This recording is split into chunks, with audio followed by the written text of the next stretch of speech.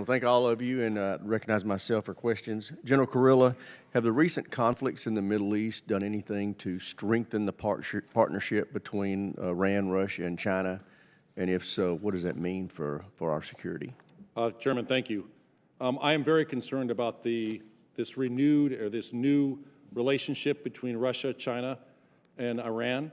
What we see is Iran is reliant on China and Russia is reliant on Iran. Iran sells 90% of its oil, all U.S. sanctioned, to China.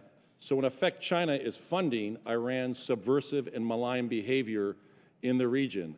Iran went from hundreds to now thousands of one-way attack, unmanned aerial systems, suicide drones that they are providing to Russia. They were providing them both complete systems, and they've built a factory for Russia to now produce them themselves, still relying on a supply chain, and they're now doing over 100 one-way attack drones a week in Ukraine. What I can talk in a classified setting is what Russia can provide in return back to Iran, which is concerning.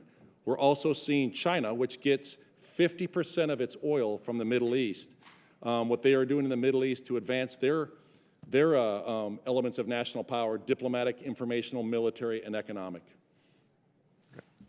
General Langley, how concerned should we be about China and Russia's growing footprint in Africa? Chairman, we should be extremely concerned. As I would say that both are very much exploitative when possible, but they are also coercive when necessary. They're trying to get what they want. They're trying to replace the West and, moreover, the United States in our access and influence across this crucial continent. We're seeing this through this misinformation campaign. It's very influential, and it really is across the Sahel. But there are other regions that, for geopolitical reasons or social economic reasons, or even military, in which the Russian Federation offers across the Sahel in exchange for mining concessions. So, Chairman, we should really be concerned. We need to get our act together, collective as a whole government, our information campaign. Thank you. Ms. Wallander, the administration's strategy for dealing with Iran, obviously, and containing Iran, obviously isn't working. What can we expect to be done differently that might yield some results? Thank you, Chairman.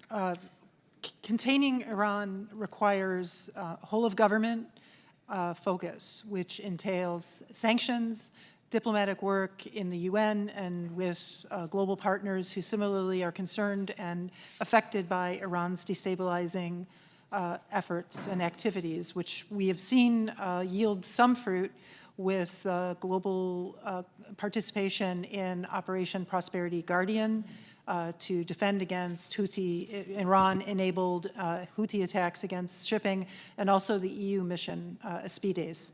So it is bringing the international community in, which sees a clear harm to their interests, but then it is also focusing on building the capabilities and the security partnerships in the region, which has focused on Gulf countries and which was advancing quite successfully under General Kurilla's and CENTCOM's leadership until the October 7th Hamas attack on Israel, not by accident. Iran saw that approach, which was bringing in partners, building capacity, creating integrated defensive capabilities as a threat to their freedom of action. And so we need to continue to work with those partners because Iran will be constrained by the capabilities and the good work of our partners in the region. Thank you. The Chair recognizes the ranking member for any questions he may have.